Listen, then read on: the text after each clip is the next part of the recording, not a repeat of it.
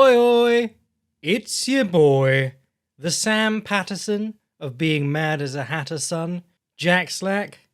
It's the Jack Slack podcast, and we're coming at you following UFC 304, which was in Manchester, which is in England, which is in the UK. And it was an event of goods, bads, and uglies. Lots to talk about today. We got moral quandaries of whether it's right to cut a fighter for being boring. We got big questions like, should the champion of the world be judged for being boring? And we're back on the Paddy Pimblett appreciation train because his fight wasn't boring. Other big questions like, is John Jones a massive pussy? And why are they randomly changing the sum of the bonuses on cards that are like 304 and nothing particularly special is happening? It's not an anniversary. What's going on? I've got to say, this card especially made me, just something about this almost broke me because, yes, it was in the UK. No, it was not on UK time. The main event started at something like 6 a.m. UK time, local time. So there were lots of great clips of people filming their mate falling asleep in the seat before the main event started, which, you know, if you spent a couple of £100 on a ticket or more, that's a bit unfortunate. But I always think you're mad to go to these things anyway, because when you get out, you're going to be bewildered and tired. The trains are probably not running. Actually, by 7 a.m, they probably are. So maybe that's the other end of it. But I remember when Bisping fought Henderson, a fight that no one except the British would care about because Dan Henderson was like 45 years old and obviously washed. They still put it on at a weird staggered time, and the arena turned everyone out at 5 a.m, so there was nowhere for anyone to go. And everyone who went just wandered around tired outside the arena. But yes, this wasn't on UK time, so I watched it the day after like I always do. I spent most of Sunday watching this bastard of a card, and I need to work out a better way of doing this because I used to, when I wrote articles, I used to just write articles about whatever interesting had happened. So anything that had like wider ramifications on the division and the title picture, and anything that other people were saying, oh, that was interesting, he looks good, what an incredible knockout, what a promising prospect, etc. I'd then watch those and I'd talk about those. Since becoming a podcaster, I've been watching the whole event and it's killing me. It's just because the way that I do it is I watch the important fights first and then I watch anything interesting that happened. And then I'm left after 7 hours of watching fights banging my head off the table as I watch Shauna Bannon versus some other woman that you've never heard of. And it's just agony. So I'm going to have to start skipping some of these or, I don't know, punishing myself by starting with the worst fights and then watching my way up to the main event. But when you're watching Shauna Bannon fight, you know, it's never more obvious that there are people in the UFC who shouldn't be here. But anyway, we'll get to the fights in a second. I like to start with my feel-good story of the week from Combat Sports. And I've got a pretty good one this week, I think. Super Rising 3 was on. Rising, the big Japanese promotion. If you don't know how big they are in Japan, they've actually been doing an amazing job selling out arenas. And the footage of Saitama Super Arena, which has like 50,000 seats, being packed to the rafters with people, was really encouraging. MMA was a bit of a fad in Japan. It was enormous in the 2000s, and then the Yakuza scandal, the UFC buying out Pride, just sort of killed it. So they had attempts to reinvigorate it. Dream, Sengoku, there was a thing called Yaranoka, which turned into Dream. And Rising started, it must be like almost 10 years ago now, but Rising started over, and they seem to be doing pretty well. We'll talk about the whole event more on the Boycast this week because the main event was absolutely banging and some of the other stuff on the card was pretty banging too. But Hideo TOKORO, 46-year-old featherweight turned bantamweight, 70-fight record, Japanese fighter, so lost half of them, but a legend in his own right because in 2000, actually it might have been like 2005, he fought Alexandre Franca Nogueira, who was the best featherweight in the world, and at that time the best featherweight there had ever been in MMA. Hideo TOKORO was working full-time as a janitor, I think in a school, and had no hope of winning. And in round 3, he hit Alexandre Franca Nogueira with a spinning back fist that knocked him out. That was the first knockout of Hideo TOKORO's career. 20 years later, he fights Hiroya Kondo in Super Rising 3 last weekend. It's his retirement fight. He's on a 3-fight losing streak in MMA. Hasn't won a fight since 2020. The expectation is that he's got to get Kondo to the floor and grapple him. Kondo comes out throwing calf kicks. TOKORO's awkwardly pouring at him. And then Kondo throws a calf kick from too close in. Classic story. TOKORO sparks him with the right hand on the chin, jumps straight into mount and starts elbowing him. Gets his second knockout from standing in a 70-fight career. So one over the number one guy in the world 19 years ago. And the second in his retirement fight. What an incredible story. And there was all sorts of other stuff attached because his wife is undergoing treatment for breast cancer. He's been doing this forever. You know, it was just a really great story, and it was like Robbie Lawler. They really stuck the landing with that retirement in the UFC. And that's what this one felt like. And then he got his wife and son in the ring and he hugged them, and his son looks just like, he must be 6 or 7 maybe. And where you would think a son would be like, oh my God, my dad's on the big screen.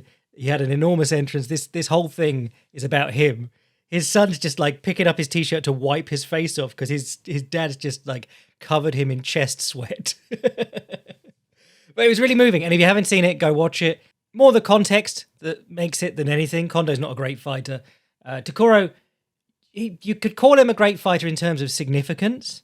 He did a lot of weird stuff. Like he was fighting, I believe he's Royce Gracie's last MMA fight. Royce Gracie went from obviously being the unbeatable man in the first UFCs to people learning a bit of grappling and him not really being able to beat them anymore, to fighting Hideo TOKORO, a featherweight who he dwarfed and getting a draw basically because it went the distance. He should have lost that fight. But yeah, TOKORO's been doing weird stuff for years and years and years. He had fights with people like Kiyoshi Tamura, who's a middleweight. And he kept going forever, so he suffered an awful lot of losses. But when Kenny, whatever his name is, the useless Twitter personality who is constantly tweeting about the best X that's ever happened in MMA happened last week. And he started following MMA in 2023. So he's not seen any good MMA because it's all post-Apex era. Next time you get caught up in those like GOATs and best of all times and things, remember that there's space for people like TOKORO. A great in his own right, even if his record isn't great. So let's talk about UFC Manchester. Main event. Fairly large upset. Not as Kenny, whatever his name is, said, the biggest upset in UFC history or UFC title history. If you didn't read my article on the Patreon for this one, I think I got it pretty spot on. It was called Lessons from Edwards versus Muhammad 1. And I'll just read you the last bit of it. I talked about how Muhammad was landing with his jab and stuff. Basically, Muhammad's big problem was that he was trying to fight Leon Edwards out in the middle of the cage, and he'd run at him by going right straight, stepping right hook, the old Volk special. And he'd come nowhere close. Edwards would drop back into his left. He'd fall short, and then that would be the end of the exchange. Edwards would move around a bit, kick him in the gut, and then he'd try again. So I'll just read you my sign-off on the old hypothetical game plans. Belal Muhammad needs to accept that getting hit is the price of admission.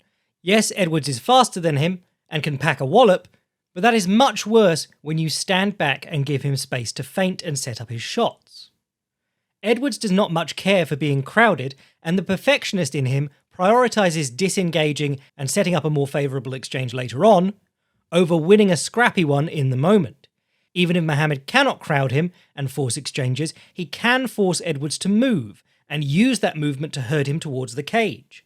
In the first fight, every engagement began and ended when Muhammad realised Edwards was going to leave range. Instead, each engagement must feed into the next, and each Edwards adjustment should place him closer to the cage.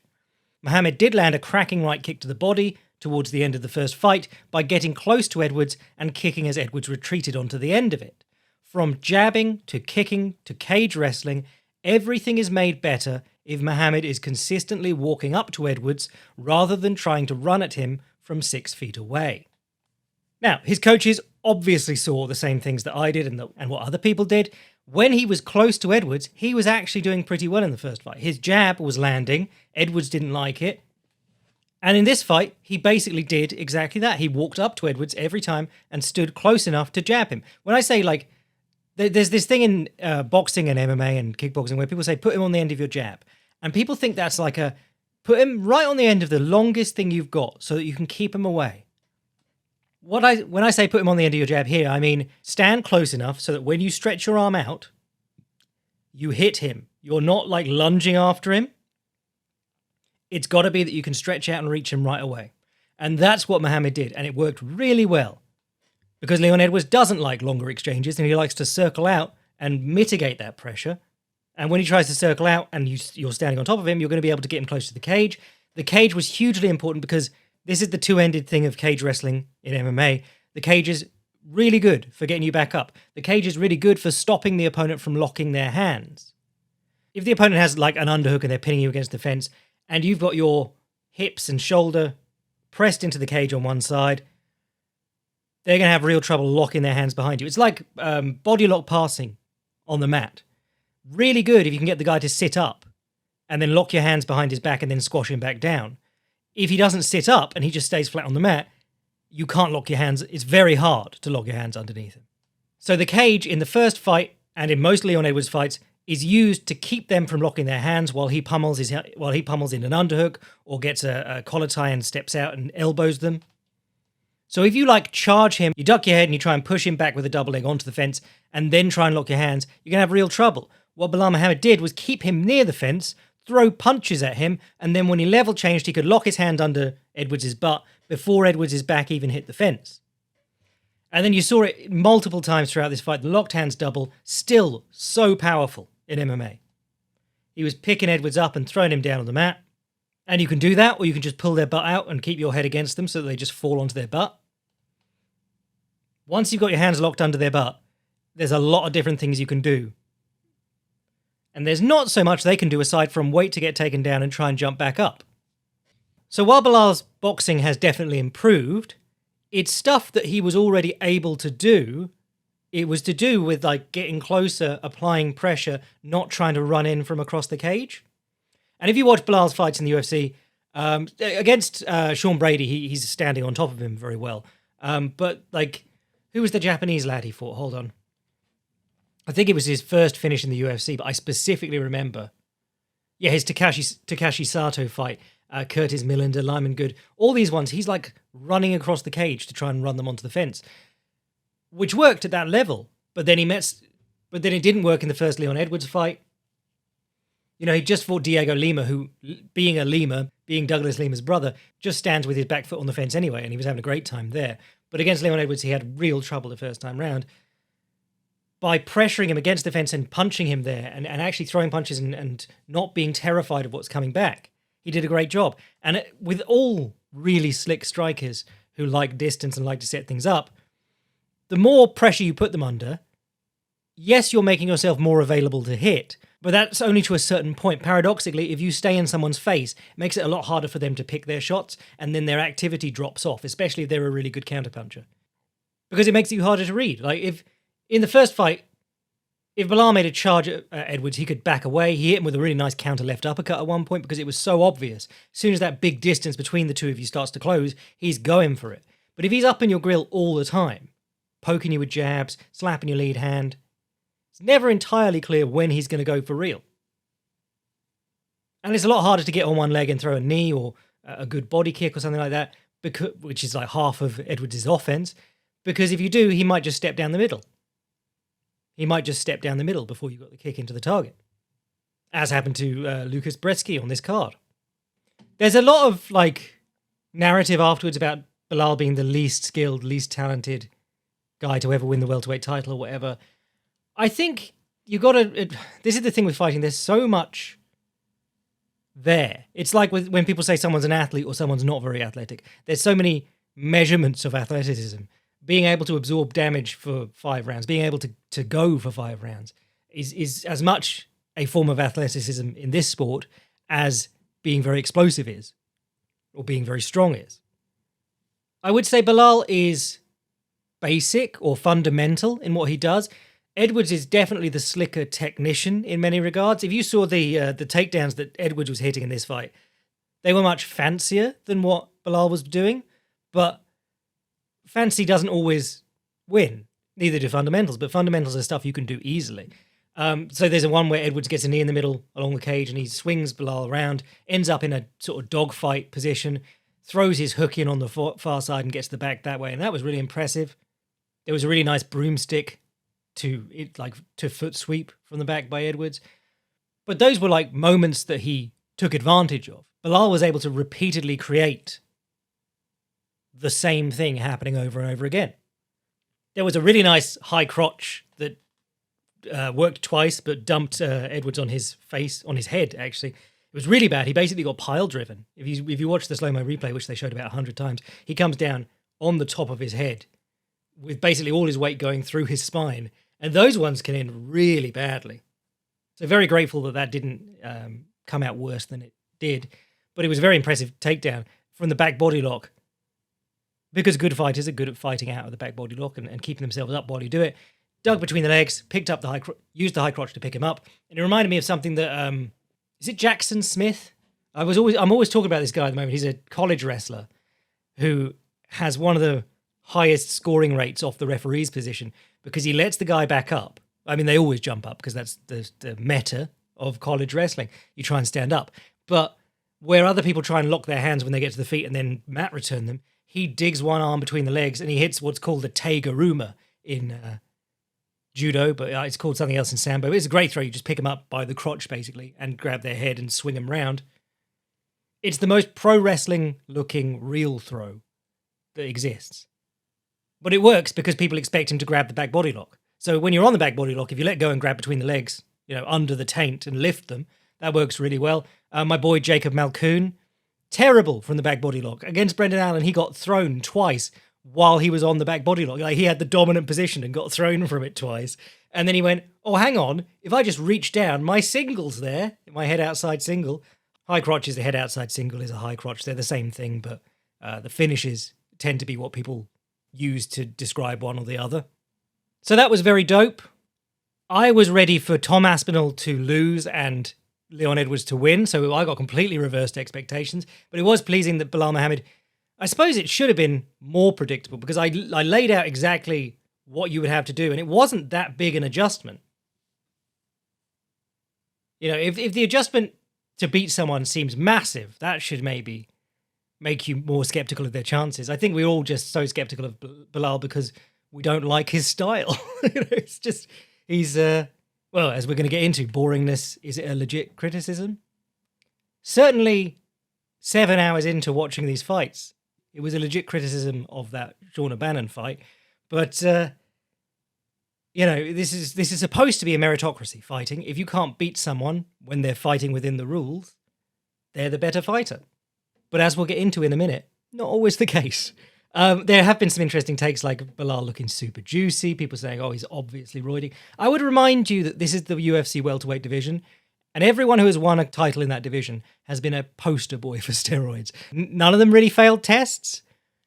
A couple of them fell off hard when the tests changed, Johnny Hendricks being the most obvious example. But this is the division where Kamaru Usman went into 5th rounds not even breathing hard, while having a dad who's in jail for pharmacist crime and a giant brother with gyno. Robbie Lawler, I love Robbie Lawler, but he had a career resurgence and second puberty at age 39. Matt Hughes back in the day, go look at him. GSP. Here's the thing. This is a professional sport. Let's all be grown-ups. If you're passing the same tests as everyone else, and Kamaru got the jacket for 50 past tests, TJ Dillashaw got the jacket for 50 past tests and then failed on EPO, which is extremely hard to catch people for. But if you're passing the same tests as everyone else, I have no beef with you. Even if you're lactating in the fight, I don't have beef with you if you're passing the tests. Honestly, with the abundance of cage wrestling, lactating on the opponent during the fight might be the next calf kick.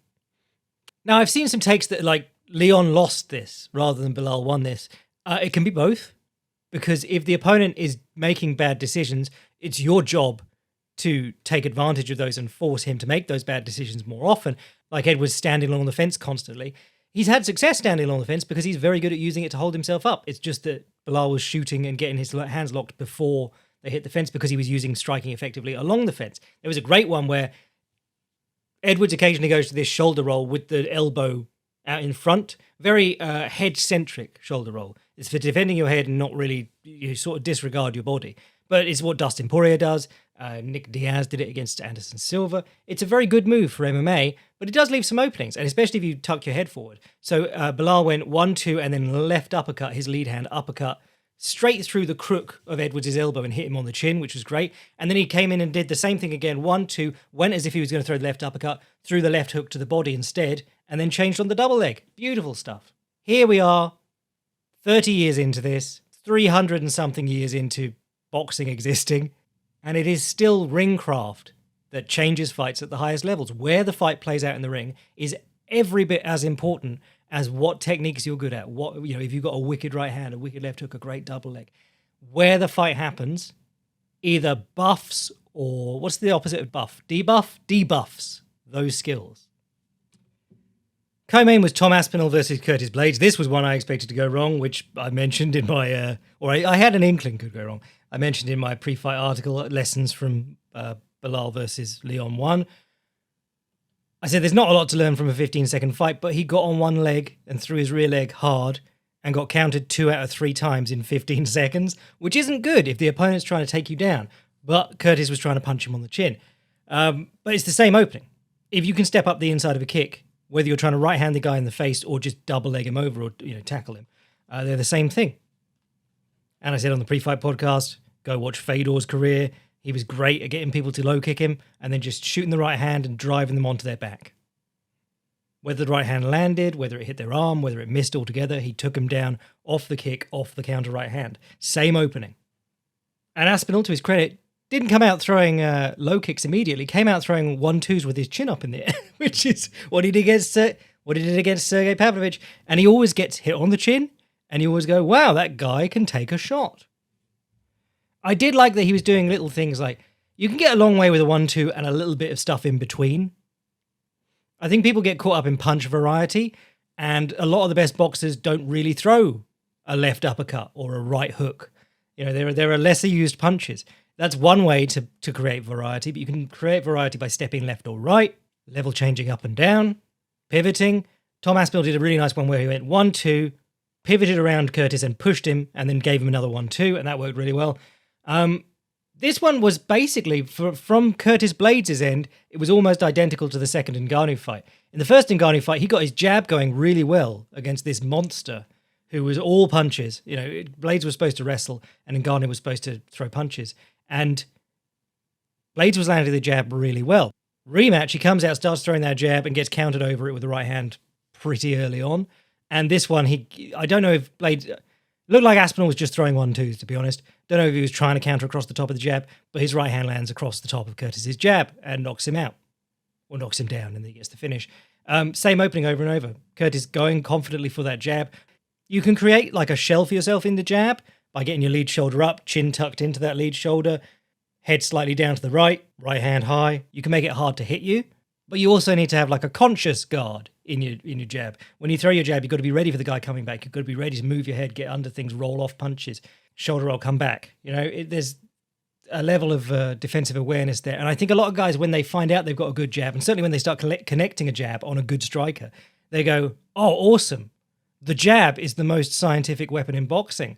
Every time I throw it, any other punch, it beats. I should be able to do this forever. And then they get starched because that isn't the way it works. The jab is, in some respects, the best punch, safest, least commitment, but it still requires you to commit. It still has openings and you can get murked off it.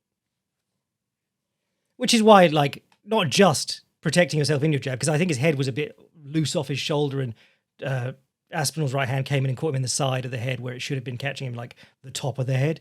But also just feinting, faking, changing up what you're doing. If you've landed 4 jabs, don't think you're going to sneak it in a 5th time because the guy doesn't know it's coming. He knows it's coming, so throw a right hand lead, throw a low kick, or fake the jab and jab again.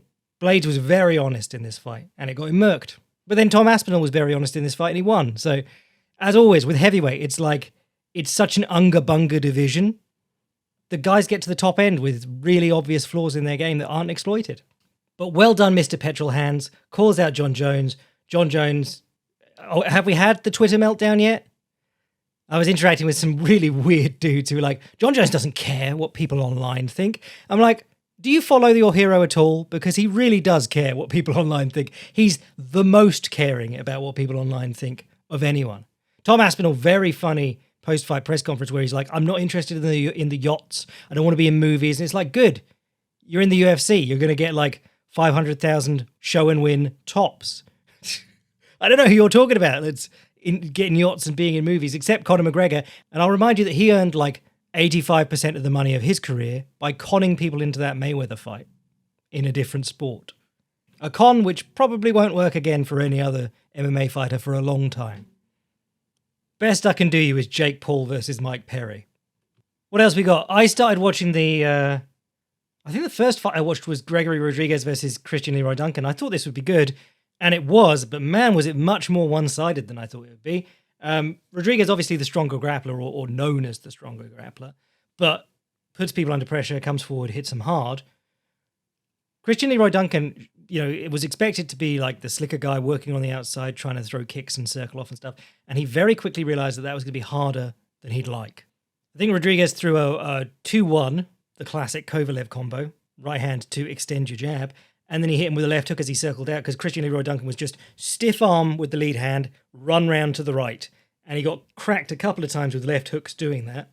So basically, Christian Leroy Duncan got into a brawl at several points here. He must have thought, I'll change it up. I'll try and fight on the inside with elbows and things.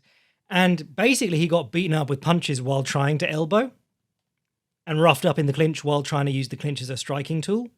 I'll say his ground game didn't look bad. In the first round, he got put on the bottom in half guard, and he was holding Gregory Rodriguez's top arm. I would say Robocop, that's easier. Robocop's top arm. And we're always talking about that. Keep the crossface off. In grappling, it's important because if they hold the crossface, they can flatten you out and use do the really strong passes to half guard and mount. In MMA, that's the hand that they're going to punch you with most of the time. If they start trying to, if you hold that hand and they start trying to punch across themselves with the other hand, they give you that big window to sit up and get the underhook, which Duncan did at one point come up on. So yeah, there was a lot of like, he's clinging to that hand, but it was working. It's very, very effective. If you want to watch a grappling match that just demonstrates that fully, Gary Tonin versus Palhares. Palhares is massive compared to Tonin. Every time they go to half guard, Palhares wants to grab the head. Gary holds that hand with both hands, and then he inserts the butterfly hook, and he's back in butterfly half guard, which is much better, generally, for getting up or getting underneath the opponent. But just a reminder that Robocop is a ton of fun. And that's how I started the night. So I was like, it's all going to be, it's all going to be upwards from here. And actually, the 4 fights, the main event, a lot of people found boring. I thought it was quite interesting, but it was pretty good 4-fight stretch there because the next one was Paddy Pimblett versus Bobby Green. And respect to Paddy Pimblett, I think even on the Boycast, I was talking about this sort of game plan. I was saying, he's got a strong kicking game. His boxing game's not the best, but you could try and keep Bobby Green on the end of range and then try and get in on him with clinch up with him when he enters. Keep him on the end of your kicks. And Paddy Pimblett actually did that really successfully. I said he'd have to watch out for the teep from Bobby Green, which didn't really make much of an appearance, I suspect, because he was worried about getting caught and then having his back exposed. But he was throwing lots of side kicks low on the leg, which is a lot harder to catch, obviously. But yeah, Bobby Green, a lot of his fights, if he's not standing close enough, he does a lot of like stepping left hand, stepping punches to cover distance. And it's a bit of a band-aid or a plaster, as we say in the UK, over the distance game.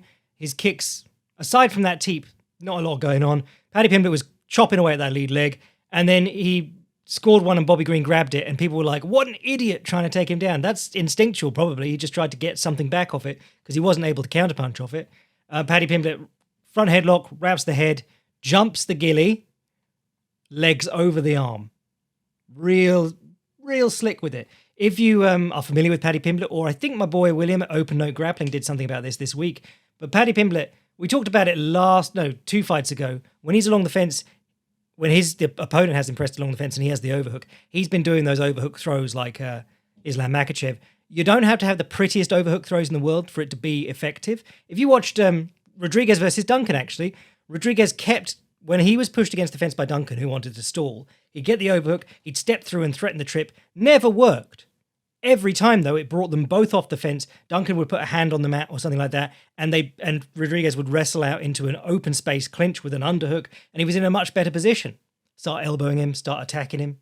But step-through throws are the main thing off the overhook that I think everyone needs to work on. Judo and Sambo have a massive advantage in teaching people that. And then the other side of that is that Paddy Pimblett will jump a triangle with the overhook, which is something that Shinya Aoki is very good at, or was very good at. So jumping the triangle with the overhook, quite closely linked to jumping the triangle with the ghillie, because you've got the arm in ghillie, so you've got an overhook on the arm while you're attacking the ghillie. Beautiful work. Gets the triangle, spends a long time trying to finish it. As he start cocking his arm to start throwing some elbows, Bobby's unconscious. I just realised I keep calling him Bobby, but he's changed his name to King. Not the best time to do that. But yeah, Paddy Pimblett, now probably ranked, possibly ranked. This is the thing, like I was saying with the heavyweights, you can be flawed and win world titles. If people aren't able to exploit those flaws, it doesn't really matter. It's interesting for people like me to be like, oh, yes, he has a lot of trouble if he faces a southpaw and they do this particular thing. And then you're like, well, bad luck, he's fighting all orthodox fighters in the rankings now. Made up example, nothing to do with Paddy Pimblett and southpaws there. But I thought his game plan was really good. Kept him on the end of those low kicks, the calf kicks, and then even landed a couple of good counterpunches because he saw Bobby having to step so far. When you put so much distance between you, it's like I was saying with Belal and Leon, if there's a huge distance between you, the guy is going to step in when he's going to step in for real. Very hard to fake people out with a mile of space, so people become more honest and readable. So Paddy Pimblett landed a good counter left hook and also a good chopping right hand as Green stepped in a couple of times. I think that's the interesting ones from the card done. Makayev versus Cup was not interesting, but I'm going to get into the interesting part of that in a second. I'm going to take some questions this week because I don't want to just have to talk about some of these boring-ass fights. Blaine Henry of the Fight Library says, why does welterweight only have boring champions? Welterweight is the one that we've revised recently because it used to be everything over middleweight is crap. Only things under middleweight are good. And we're creeping it down. And there's people now saying, like, now that Paddy's ranked, do we have to consider that lightweight's also one of the bad divisions? I think welterweight is like where you've got big-ish dudes, because of the weight cut, they're a lot bigger than 170 actually. Big-ish dudes, 6-foot-ish, muscly-ish dudes who have wrestling technique and the cage technique and stuff, and that's still the most important thing in MMA. So, yeah, they're not so massive they can just bonk each other with shit technique and knock each other out. They're not so massive that, like, whoever gasses first just gets pushed over. Who knows? We need a Carlos Condit or a Robbie Lawler to step up. My boy Kyle from Combat Chronicles says, is Tom Aspinall's defense an actual cause for concern, or do we dismiss it because the majority of heavyweights are shy anyway? I think this is it. Like, yeah, he could get really badly chinned by someone at some point. And he does get hit in almost every fight, but they're only going like a minute. It's kind of like Sergey Pav. Tom Aspinall came out against Sergey Pav knowing almost nothing about it. He was kind of unknown. He had the big, like, he was outclassed badly by Overeem, but then he just seemed unstoppable after that. And then people went, oh, it was a prospect loss or whatever. Tom Aspinall came out and just had to, like, bite down on his mouthpiece and go hell for leather. Then Pavlovich fights Volkov, and Volkov's trained with him loads. He's seen everything he can do. And you're suddenly going, oh, yeah, after a round, you realise that Sergey Pavlovich has no clever entries. He has no way to get to you if he can't get to you. He's got nothing he can do to change it up. He's supposed to be a Greco-Roman wrestler, and he doesn't really wrestle at all. But nobody knew that. Volkov only knew that because he trained with him loads. People see Tom Aspinall fighting with his chin up in the air, but not seen anyone drop him yet, I don't think. And where Belal Muhammad is considered like a basic fighter, you can point to things about his performance and say, you need to do more of this and less of this. Look at Faraz with Arnold Allen when he said, throw 2 punches instead of 1. And it made a big difference to how Arnold Allen was walking down Giga Chikadze. But it didn't have a huge amount of success, but when he threw 2 punches or 3 punches, he had some success where just sticking out the jab wasn't working. But heavyweights, typically not able to do that. They're all just meme fighters, to be honest. Okay, lots of questions about Makayev here. The Roguish type says, Makayev is a boring dogshit fighter to watch, but he is young and undefeated in the promotion. He is a great and again boring grappler. What does his expulsion from the UFC mean for the future of the sport and the perception of the sport? Because I despise him, but it didn't look good. The MMA trader says, cutting Makayev, yay or nay? And Ino Hassanli says, do you think Makayev had any chance against Pantoja, seeing as he didn't have KO power and even his grappling had already had hardships with not so great opponents? Oh, and Brendan says, thoughts on Makayev being cut? Yeah, there's a lot to take in here because the UFC were pushing this guy to high heaven And then they cut him after like another win. Now, the win was boring. They'd built a ton of hype around the fight and how much they hated each other because it's a Manel Cap fight. He always does that. I jokingly tweeted this afterwards, but I do also mean it. You can't blame Mikhaev for Cup's crap performance. People tried to blame Cup breaking his toe, but Cup has performances like this all the time, where he just doesn't get going. But it was a rough watch. the grappling didn't happen much, and when it did, Mikhaev held on to the shorts and like pantsed Cup in the middle of the cage. What was going on with refs generally? Ton of cheating on this card. Was anyone Dr. Point? I don't think anyone was Dr. Point at any stage in the card. Sean O'Bannon grabbed the fence like 5 times. Christian Leroy Duncan grabbed the fence. I think Leon grabbed the fence a couple of times. Start taking some goddamn points, please, people. But it is that old question of meritocracy. Fighting is supposed to be as close to a meritocracy as you can get. Promoters will always favour people who bring attention. Promoters will always favour people who are fun and make highlights. You don't want a card full of stuff where there are no highlights. You do want people talking about shit on Twitter, Instagram, whatever the kids use. I think people see this as like, oh, he's just Khabib, but they liked Khabib because he brought in a huge Russian following. It's a bit more complex than that because if you can just watch the fights. Khabib was hitting people at every stage of the fight. And even though you can't hit people very hard from a lot of those positions on the ground where you only punch them with your arm, he was still trying. And that's what kind of made him special. Just the overwhelming pace and volume that he was putting on people. Mikhaev, we've been saying this for a while, but when you see him take people down, he locks his hands and then he will not let them go. He's terrified to open his grip and start punching people because you lose a lot of control when you let go of him. That's just the facts. If you watch like Fedor at his best, he would pass people's guard, stand up and throw some punches. They'd get their guard back, but he'd have landed some punches and he was happy. He's like, I'll pass guard again. No worries. There are people who just hold on to position like, I cannot let him have anything back because I'd have to do it again. And that's what Mikhaev's style reeked of.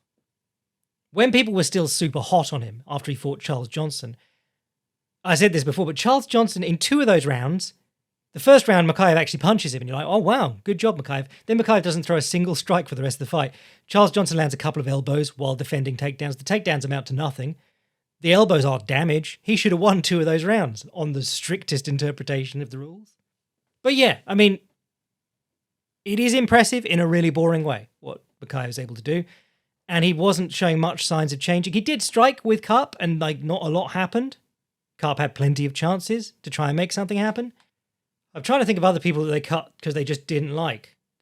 Fitch, John Fitch, that may be about it. Because especially now when they need content, they've got tons of boring fucking fighters around. I mean, Marcin Pragniau had a surprisingly exciting fight on this card, but he has something like a 15-fight history of bad fights in the UFC. Sam Alvey came in on like 3-fight knockout streak, then had the most boring fighting style you've ever seen for every fight afterwards. Gian Vellante never had a good fight, was kept around forever. Now, granted, those are all light heavyweights, where there's not much talent. Compare that to someone like Olivier Aubin-Mercier, very talented guy, but in the lightweight division, you lose 3 in a row, even if they're against great guys, you're out. Flyweight's odd because it's on the other end. It's such a small division that there isn't actually that depth of talent. It's not where most people are. It's not the weight that most people can cut to. They do need challengers because Pantoja has beaten everyone. You know, I think of the top 5, he's 9-0 against them. It's incredible. And people don't give him the respect he deserves for that feat. Would Mikhaev have matched up interestingly against him? Well, Pantoja's wrestling gets him out of a lot of holes. If you watch the Royval fight, he went to his wrestling very heavily. He has lost fights by being on the bottom. Did he lose the Askarov fight? I think he lost Askarov because of that. He spent just too much time on the bottom. But he's pretty good at making stuff happen from there. The position that Cup got into in the half-guard knee shield and started trying to enter the leg, that's literally Pantoja's bread and butter on the ground, entering the legs from bottom half-guard, because it makes stuff happen and it gets him up. But yeah, Malcolm Gordon was throwing up submissions left, right, and centre, and Malcolm Gordon's not particularly special. He was threatening Mikhaev all over the place. But then Mikhaev he did finish Gordon, I believe. Yeah, finished him in round 3. Finished Tim Elliott, very notable veteran. 4 finishes in 7 fights, 7-fight winning streak in the UFC. I'll be honest, it's a bad look, especially when they're bringing in such low-level talent generally. They said the PFL is going to get a very good undefeated fighter, but PFL doesn't have a flyweight weight class. They have bantamweight, I believe. Oh no, they made Marlon Moraes go up to featherweight or something, didn't they?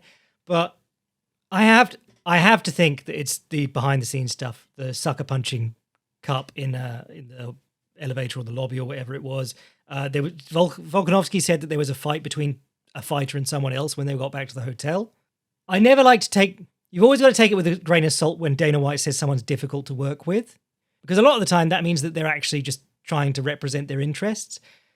Francis Ngannou asking for more money. GSP's manager, I believe, managed like no other MMA fighters, and Dana White hated them. And it turned out it was probably because they were good at their job.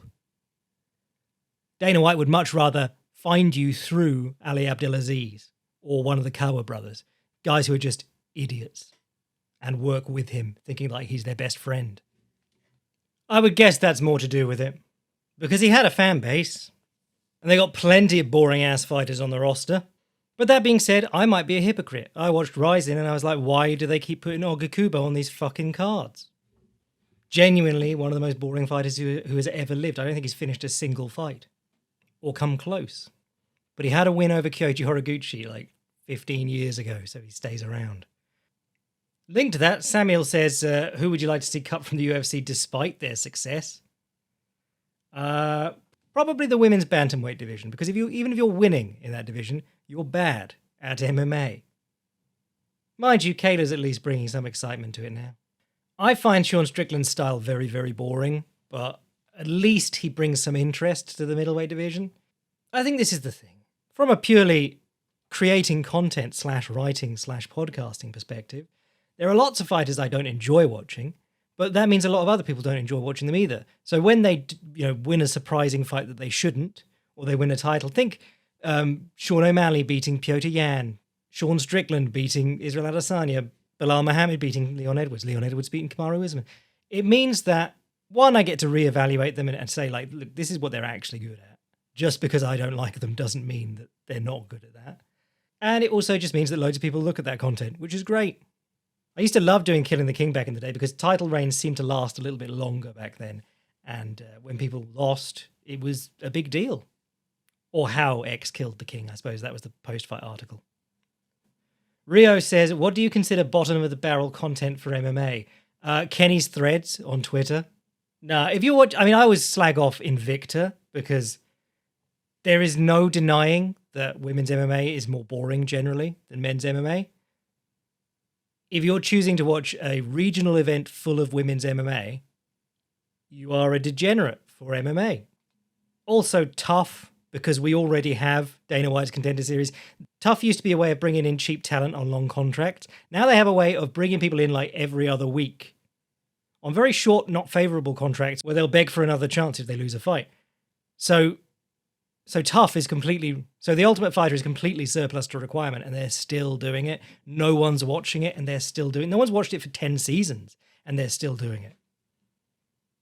If you find yourself watching that, you might be MMA sexual. AB says, is the UFC flyweight division legit, considering Kyoji would wallop everyone in it with ease?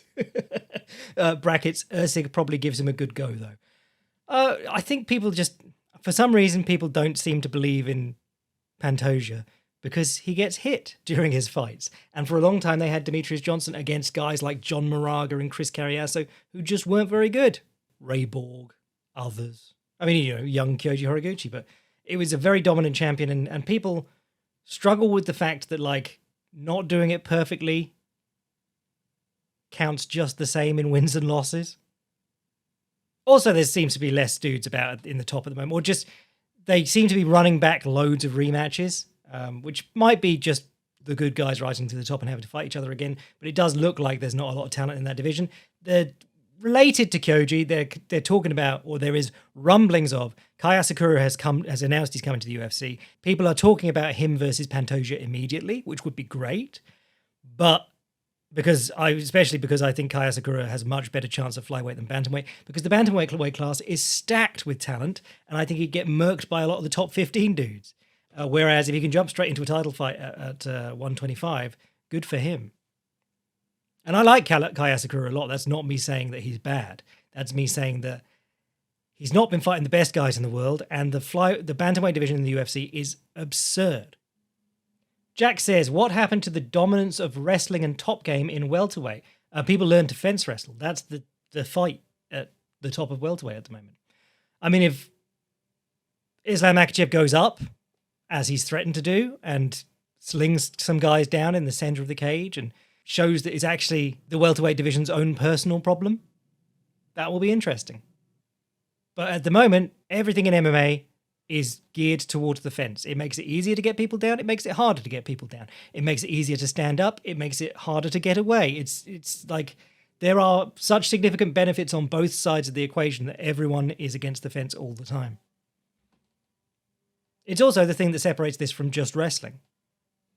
Combat Design says, thoughts on Dana saying John Jones versus Stipe winner will fight Aspinall, but doubling down, defending Jones and letting Stipe fight him.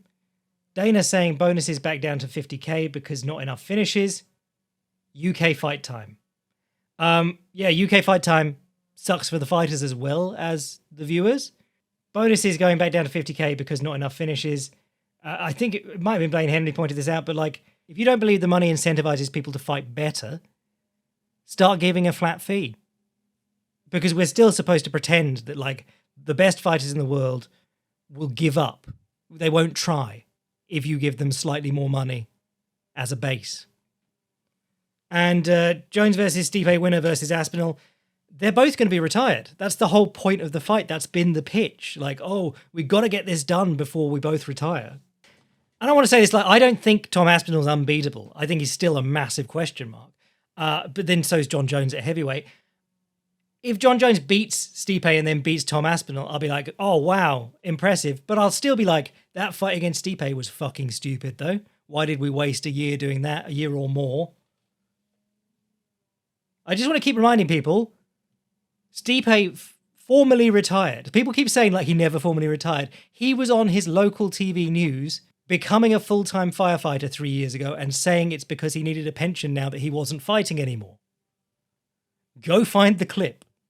Sammy says, why are there people who cover MMA but never have anything interesting to say? Should they study tape? Or is it something different entirely? Some people are just boring. Some people don't have original thoughts. I think if you get too much into like wondering what other people say in this gig, as in like talking about MMA, you can warp your own perspective. I think you do have to take account of what other people say occasionally, because you can just get fixated on the things that you're finding in tape. But again, this is tape study. I think tape study is just an easy way to have an opinion that becomes unique by itself. Or, you know, if I were doing Drama Watch each week, I'm sure the way I say things would be different because I'm British, but it would be very similar to what a lot of other people are doing. The fact that I'm more talking about the fights and what happened with, 30 years of experience in martial arts and combat sports, that's going to colour what I see, and that's going to come out. Even if I'm an annoying messenger, is what I'm saying, the stuff I say is informed from a place. And I think that helps. But I can only speak for me. That being said, if you want to get into covering MMA, anyone listening to this, do. It's, I think more passionate voices in MMA and less cynical, Endeavour represented clout merchants would be good. Get yourself a blue check, forget everything you know about MMA, and just decide that everything that happened last weekend is the most significant thing of that sort that happened in MMA history. El Centipede says, have you been keeping up with the sumo at all? No, it happens every 2 months. It's so hard to keep up with it. There's like 14 bouts a day, and it happens every 2 months. I'm trying to get the TV so I can watch the judo at the Olympics, but so far it's been all women's gymnastics in my house. Right, that'll do us for today. I'll do some more of these on the Boycast when we're talking about Ryzen, because there's a lot of questions about Ryzen in here. If you want to get in on my extra podcast, my articles, and all the extra stuff I do for extra cool people, become a Patreon boy. Add 10 points to your charisma. Learn my secret jelking routine. If you want to send an email to the podcast, a nice long form question, jackslackpodcast@gmail.com. And if you want to see what I'm writing at any time, fightprimer.com. I am your boy, Jack Slack. Getting a chance to talk about Gian Villante's gassed out overweight ass when he hasn't fought in months, bless.